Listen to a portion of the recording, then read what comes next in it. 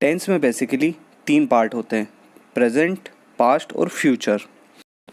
इनकी पहचान होती है प्रेजेंट से है, पास्ट में था और फ्यूचर में गा। मतलब कि अगर आखिरी में है, था और गा का प्रयोग हो तो आपको समझ में आ जाएगा प्रेजेंट है, पास्ट है या फ्यूचर है। अब बात करते हैं इनके पार्ट क्या होते हैं।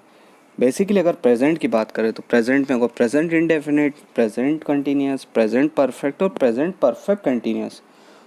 फिर पास्ट की बात करते हैं तो पास्ट में होगा past indefinite, past continuous, past perfect और पास्ट परफेक्ट कंटिन्यूस। और अगर फ्यूचर की बात करें तो फ्यूचर में होगा future indefinite, future continuous, future perfect और फ्यूचर परफेक्ट कंटिन्यूस। वैसे तो 3 ही काल होते हैं, प्रेजेंट, पास्ट और फ्यूचर। अगर इनको समझना हो तो इनके 4 पार्ट होते हैं, पास्ट के 4, प्रेजेंट के 4 और फ्यूचर के 4। अगर और सरल भाषा में आपको समझाना हो तो ये समझाता हूँ। गांव में एक बुजुर्ग रहते हैं जिनका नाम टेंस है। उनके 3 पुत्र हैं, प्रेजेंट, पास्ट और फ्यूचर। और इन प्रेजेंट के भी 4 लड़के हैं, पास्ट के भी 4 लड़के हैं और फ्यूचर के भी 4 लड़के हैं। कुल मिला के तीसरी जनरेशन के 12 लड़के हो जाते हैं। ठीक है।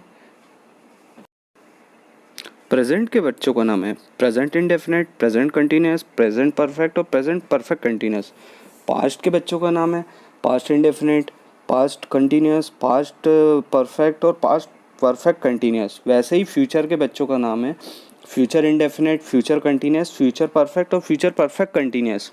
इस तरीके से 12 बच्चे हो जाते हैं, मतलब कि 12 टेंस हो जाते हैं।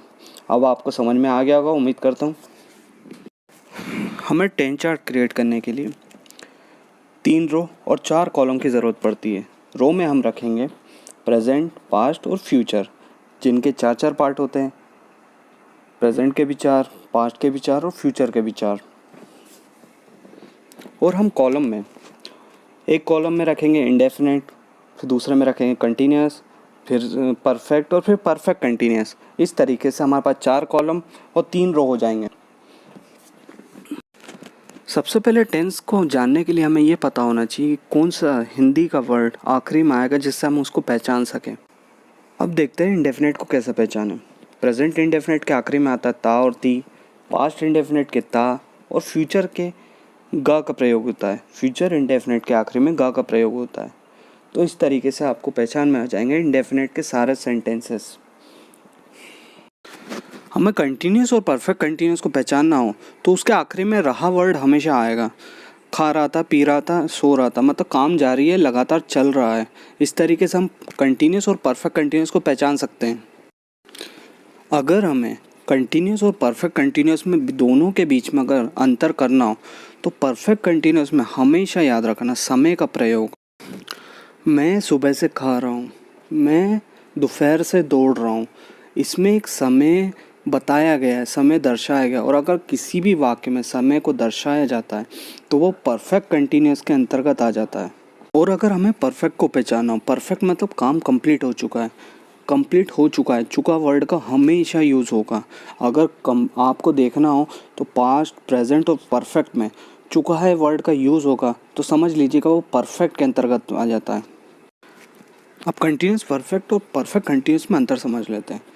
उदाहरण से, मैं फुटबॉल खेल रहा हूँ, ये आ जाएगा कंटिन्यूस में क्योंकि काम चल रहा है। मैं फुटबॉल खेल चुका हूँ, मतलब ये कंप्लीट हो चुका है, परफेक्ट का सेंटेंस है। और मैं सुबह से फुटबॉल खेल रहा हूँ, ये परफेक्ट कंटिन्यूस के अंतर्गत आ जाएगा। पास्ट टेंस में सभी के आगे था का प्रयोग होगा। था जहाँ भी आएगा आप समझ जाइएगा पास्ट टेंस है। जैसे कि वह गाना गाता था, इंडेफिनिट, वह गाना गा रहा था, कंटिन्यूस, वह गाना गा चुका था, परफेक्ट, और वह 2 साल से गाना गा रहा था, परफेक्ट कंटिन्यूस। फ्यूचर में सिवाय इंडेफिनिट में बाकी सब में होगा का प्रयोग होगा, बाकी सिर्फ इंडेफिनिट में गा का प्रयोग होगा। ठीक है। वह गाना गाएगा, इंडेफिनिट, वह गाना गा रहा होगा, कंटिन्यूस, वह गाना गा चुका होगा, परफेक्ट, वह 2 साल से गाना गा रहा होगा, फ्यूचर परफेक्ट कंटिन्यूस। अब हमें यह पता चल गया है कि कौन सा वर्ड आएगा तो कौन सा टेंस यूज़ होगा हिंदी में। अब देखते हैं इंग्लिश में कैसे पहचानें और कैसे सेंटेंस मेकिंग करें। यही टेंस चार्ट अब शुरू होता है। इंडेफिनिट टेंस में एस और ईएस का प्रयोग होता है। अगर O X C H double S S H का प्रयोग होता है वर्ब के अंदर, क्रिया के अंदर, तो ई एस का प्रयोग होगा, अदरवाइज एस का प्रयोग होगा। पर इसमें भी एक बात का ध्यान रखना पड़ेगा, जब भी प्लूरल हो सब्जेक्ट तो वर्ब का फर्स्ट फॉर्म लगेगा, और बाकी में अगर सिंगुलर हो तो एस और ई एस। डज जो रहेगा वो हमेशा एक वचन के साथ प्रयोग होगा और डू हमेशा बहुवचन के साथ। अब बात करते हैं कंटिन्यूस। कंटिन्यूस में इज ए मार का प्रयोग होगा।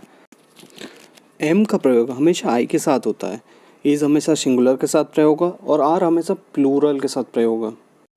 वैसे ही परफेक्ट टेंस में हैज़ और हैव जुड़ जाएंगे, और परफेक्ट कंटिन्यूस में हैज़ बीन और हैव बीन उसके साथ टाइम मेंशन होगा। अब बात करते हैं पास्ट इंडेफिनिट की। पास्ट इंडेफिनिट ऐसा एक होता है, ऐसा टेंस है जिसमें वर्ब का सेकंड फॉर्म यूज़ होता है। बाकी सब में या तो वर्ब का फर्स्ट फॉर्म यूज़ होगा या वर्ब का थर्ड फॉर्म। और जब इसका इंट्रोगेटिव बनाते हैं तो इसमें डिड के साथ फर्स्ट फॉर्म यूज़ होता है, ये याद रख लेना। वैसे ही पास्ट कंटिन्यूस में वॉज वर्ब का प्रयोग होगा, साथ ही साथ परफेक्ट पास्ट परफेक्ट में हैड का प्रयोग होगा, और पास्ट परफेक्ट कंटिन्यूस में हैड बीन का प्रयोग होगा। फ्यूचर में विल और शाल का प्रयोग होगा, आई और वी के साथ शाल का प्रयोग होगा, बाकी सबके साथ विल का प्रयोग होगा। ठीक। फ्यूचर कंटिन्यूस में विल बी और शाल बी का प्रयोग होगा, जहाँ पे रहा होगा प्रयोग होगा वहाँ पे विल बी और शाल बी का प्रयोग होगा। वैसे ही चुका होगा में विल है और शाल हैव का प्रयोग होगा। वैसे ही फ्यूचर परफेक्ट कंटिन्यूस में रहा होगा के साथ विल हैव बीन और शाल हैव बीन का प्रयोग होगा। अब हमें पता चल गया है कि हेल्पिंग वर्ब अगर रहा है आएगा तो इसे मार लगता है, चुका है आएगा तो हैज़ हैव आएगा, चुका था आएगा तो हैड का प्रयोग होगा, या फिर रहा होगा आएगा तो विल बी और शाल बी का प्रयोग होगा। अब हम सारे सेंटेंसेस का एक बेसिक रूल देखते हैं। अब हम देखते हैं बेसिक रूल जिससे हम कोई भी सेंटेंस को बना सकते हैं।